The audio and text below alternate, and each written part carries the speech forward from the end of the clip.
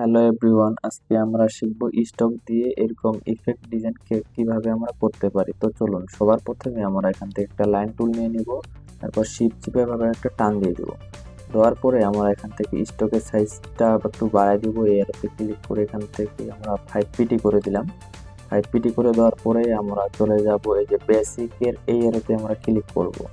এই এরোতে ক্লিক করার পরে আমরা চলে যাব এখানে brush library menu.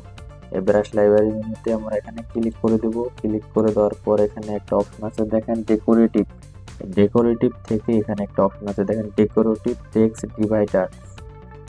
Decorative text divider এখানে আমরা ক্লিক করে দিব। ক্লিক করে দেওয়ার পর এভাবে একটা পপ আপ চলে আসবে। তো এখান থেকে বিভিন্ন ডিজাইনের স্টাইল দেওয়া আছে।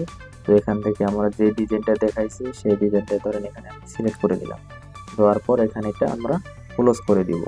তো দেখেন এইভাবে খুব সুন্দরভাবে ডিজাইন আপনি করতে পারবেন। তারপরে এই নর্মাল সিলেকশন তুলে যাবেন। যাওয়ার পর এটাকে অল চিপে কপি করে দিবেন, অল শিফট চিপে কপি। তারপর এখান থেকে আপনি কন্ট্রোল ডি করে এভাবে খুব সহজে ডিজাইন তৈরি করতে পারবেন। আর ভিডিওটি ভালো লাগলে অবশ্যই চ্যানেলটি সাবস্ক্রাইব করে পাশে থাকার চেষ্টা করবেন। Thank you.